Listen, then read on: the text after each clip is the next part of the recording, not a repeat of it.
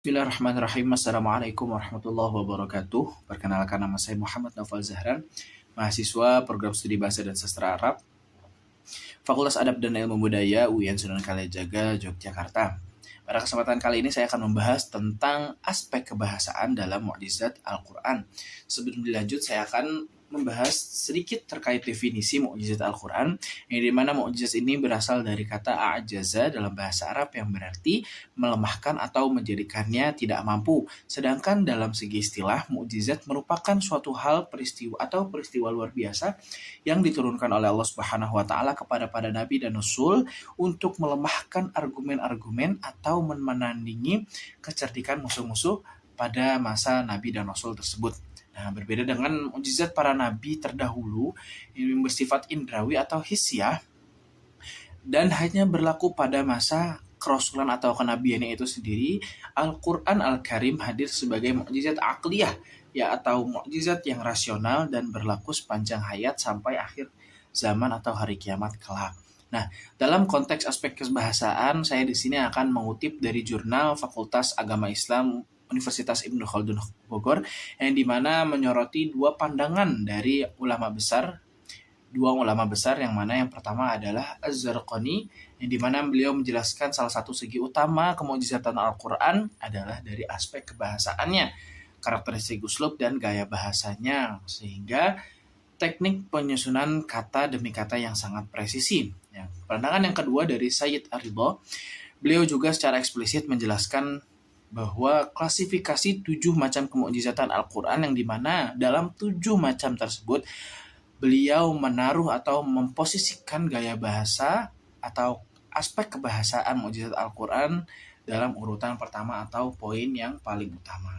Nah, untuk membuktikan bagaimana ijaz al-lughawi bekerja secara tekstual dan dapat kita saksikan di dalam mushaf Al-Quran, saya membuat 3 contoh.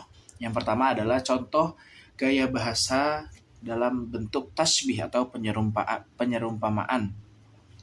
Nah, di sini saya mengutip Quran surat Al-Qari'ah, wa takunul jibalu kal ihnil manfush, di mana berarti dan gunung-gunung seperti bulu yang dihambur-hamburkan. Nah, dalam kaidah ilmu bayan, sebuah tasbih minimal memiliki komponen musyabbah atau objek yang diserupakan, dan musyabbah bih objek yang menjadi standar penyerupaan.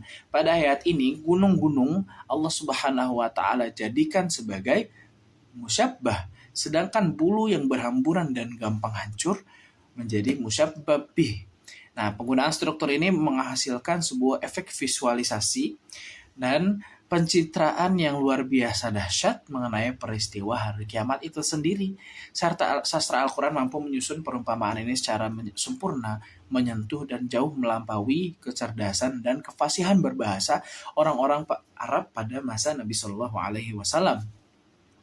Nah, contoh yang kedua, saya mengambil gaya bahasa berbentuk isti'arah atau metafora, ya, di mana apabila salah satu komponen dari unsur tasbih tadi dibuang, yang dijelaskan tadi di atas, maka gaya bahasa tersebut beralih menjadi isti'arah. Nah, contohnya ada pada surat Maryam ayat 4, qala rabbi inni wahanal 'azmu minni washta'ala ar-ra'su syaiba. Yang artinya, wahai Tuhanku, sesungguhnya separuh tulangku telah lemah dan kepalaku telah ditumbuhi dengan uban. Nah, dalam ayat ini jika dilihat dari kacamata balaghah, terdapat kata isti'alah, di mana arti asli dari kata tersebut adalah menyala atau berkobarnya api. Nah, Al-Quran Al-Karim, di mana Allah Subhanahu wa taala di sini meminjam sifat api yang menyerembet dengan cepat untuk mengilustrasikan uban yang tumbuh dan menyebar secara cepat dan merata di kepala orang yang sudah berumur. Nah, gaya bahasa isti'arah ini melahirkan nilai estetika yang sangat tinggi, halus sekaligus menyentuh sisi psikologis pembacanya secara mendalam. Ini juga menunjukkan bahwasanya Al-Quran bukan hanya sebuah kalimat yang dilantungkan oleh Nabi Shallallahu Alaihi Wasallam, melainkan susunan kalimat yang mustahil dirangkai oleh perkataan manusia biasa. Nah, contoh yang ketiga adalah uslub atau gaya bahasa, karakteristiknya yang memiliki pengaruh emosional yang kuat. Di sini juga dapat diambil contoh pada kisah Umar bin Khattab ketika adiknya mulai mempelajari ilmu Al-Quran. Umar bin Khattab datang dengan tergesa-gesa dengan emosi yang sangat tinggi.